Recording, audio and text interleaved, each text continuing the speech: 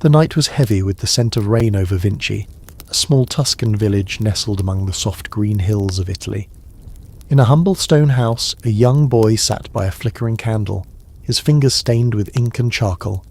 His name was Leonardo, the illegitimate son of a notary and a peasant woman. Yet, in those clear, restless eyes, there was already something different, something that seemed to reach beyond the ordinary walls of the world. He watched the flame sway with the breeze, mesmerized by its dance. "Why does it move like that?" he whispered, as if the fire might answer him. Every small thing, a bird's wing, the ripple of water, the play of light, became a question that refused to leave his mind. He did not yet know that these questions would define his life, that curiosity itself would become both his greatest gift and his greatest curse. Leonardo's father, Ser Piero, loved the boy but did not quite understand him. While other children chased each other through the olive fields, Leonardo spent hours sketching strange contraptions in the dirt, wings, wheels, pulleys, things no one had seen before. The villagers called him Il Sognatore, the dreamer. But to Leonardo, dreaming was not a pastime, it was survival. One afternoon, while wandering near the stream, he found a lizard with wings of paper attached to its back. It was a toy made by his own hands, yet now it had come alive, fluttering awkwardly in the air. Leonardo laughed, then suddenly felt a chill. If a simple mechanism could mimic flight, what then of man himself? Could he too one day fly? When Leonardo turned 14, Ser Piero brought him to Florence, a city pulsing with art, trade and ambition. The streets were crowded with merchants, artists, philosophers and monks. The smell of wet stone, bread and paint filled the air. Here, Leonardo's world widened beyond imagination. He was apprenticed to Andrea del Verrocchio, one of the city's most respected artists. Verrocchio's workshop was a universe of creation sculptures half-finished, pigments ground into bowls, apprentices carrying canvases and wood panels. Leonardo absorbed everything, how marble yielded to chisel, how light revealed the soul of colour. He moved silently, observing every gesture, memorizing every technique. But there was something else in him, something that startled even Verrocchio. Leonardo's eyes saw too deeply. When asked to paint an angel in his master's work, The Baptism of Christ, the young apprentice's figure shimmered with a grace so divine that Verrocchio is said to have put down his brush forever. The student had surpassed the teacher. Yet Florence was not kind to dreamers. Whispers followed Leonardo that he was strange, distracted, unfit for the discipline of the guilds. His notebooks filled with drawings of muscles, storms, flying machines, and dissected corpses. To many these were the obsessions of a madman.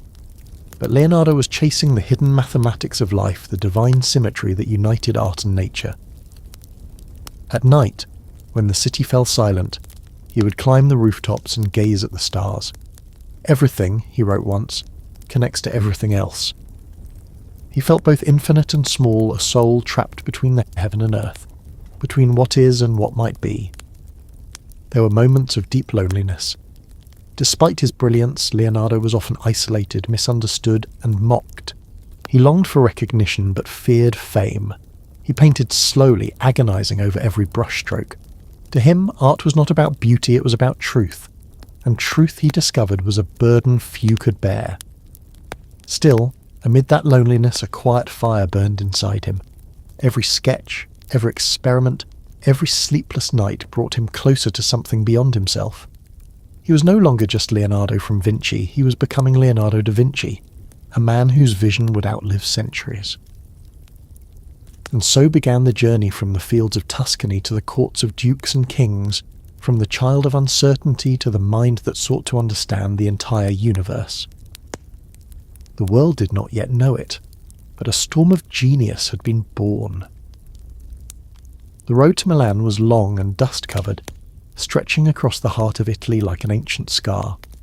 Leonardo travelled with a small bundle of sketches, wings shaped like birds, designs for bridges, machines that could crush or lift with the strength of 10 men. He had left Florence not because he wanted to, but because he must. The city had become too small for the magnitude of his dreams. When he arrived at the gates of Ludovico Sforza, the Duke of Milan, he was no longer just an artist. He came as an engineer, a musician, an inventor, and a visionary. In a letter to the Duke, he offered his service not with words of flattery, but with the power of imagination. "I can build machines of war unlike any seen before. I can bridge rivers, sculpt mountains, and design fortresses that no enemy shall breach. And if peace returns, I can also paint as none have ever painted before." Ludovico saw in him something both useful and dangerous, a man who thought too deeply, yet he accepted him, intrigued by his quiet brilliance. Milan was a city of marble and mist, of power and intrigue. Leonardo moved through its halls like a ghost with a notebook, sketching catapults and cannons by day, painting portraits by night. But even as he drew instruments of war, his heart ached for peace. In the stillness of his chamber he would whisper to himself, "Why must men destroy what they could build?"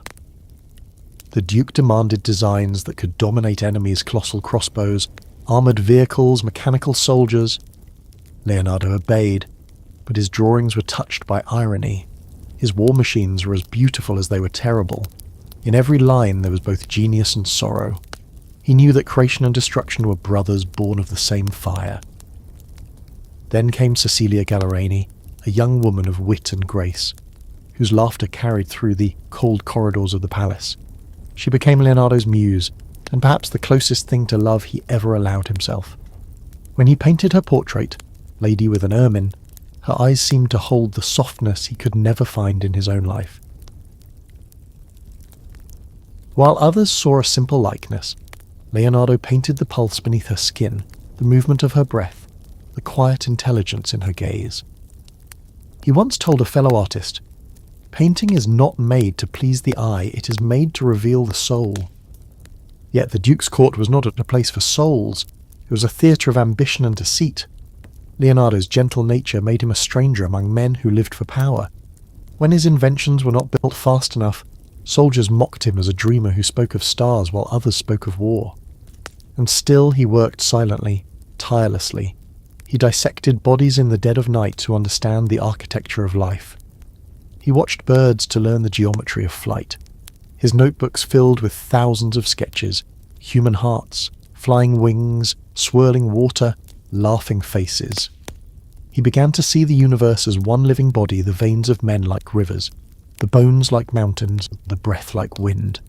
To understand the world, he wrote, you must learn to see it not with your eyes, but with your heart. But the world of Milan darkened. War crept closer, and Leonardo's dreams became tinged with despair.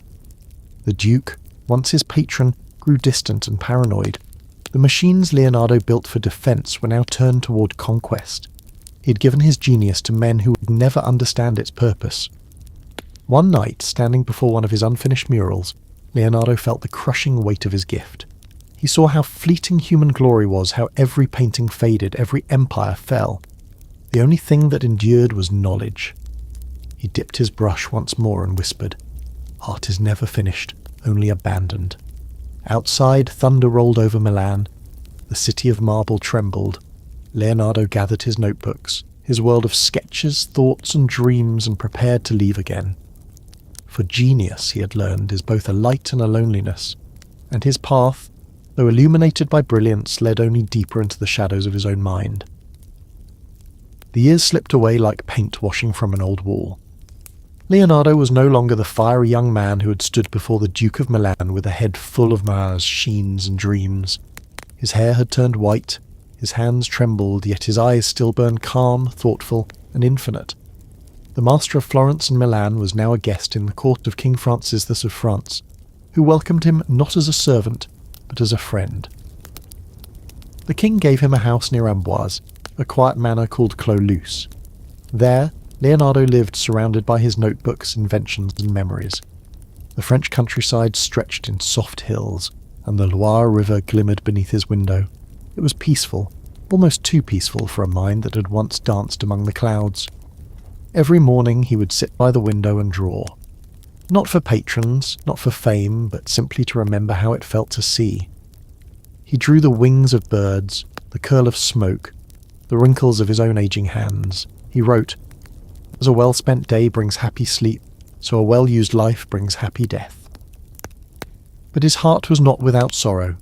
Many of his grand designs, the flying machines, the mechanical lions, the vast paintings had never come to life. His Last Supper in Milan was already fading, its colours bleeding from the wall. He had sought perfection in a world too fragile to hold it. Sometimes King Francis would visit him, sitting beside the old master as he spoke of the nature of light and the music of the human body. The young king admired him deeply. "There has never been another man born in the world who knew as much as Leonardo," Francis once said. Yet Leonardo would only smile faintly. Praise no longer comforted him. He'd seen too much of how fleeting it was. At night he would open his old notebooks, thousands of pages filled with sketches and thoughts. They were his true legacy, the mirror of his soul. In their faded ink he saw the boy from Vinci again, the child who had once watched a candle flame and wondered why it moved. He realised with a bittersweet smile that he'd spent his entire life chasing that same question.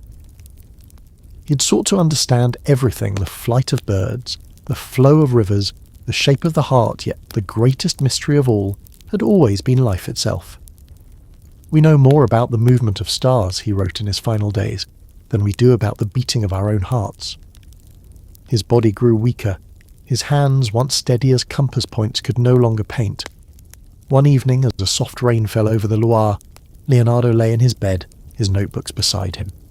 Francis I came to his room, holding his hand in silence. The old master looked at him with tired eyes, eyes that had seen too much beauty and too much sorrow. "My life," Leonardo whispered, "has been both a blessing and a burden. I have offended God and mankind, for my work did not reach the quality it should have." The king tried to speak, but Leonardo only smiled, that gentle, knowing smile that had graced his portraits for half a century. He looked toward the window, where the light of dawn was breaking through the rain. The same light that had once danced on his childhood sketches now touched his fading face. He closed his eyes, not with fear, but with peace. Outside, the world continuous stood. The river flowed, the birds sang, and the wind carried his memory across the fields of France, back to the hills of Tuscany. Centuries would pass, empires would fall, but his name, Leonardo da Vinci, would remain, written not only in history, but in the very language of human wonder.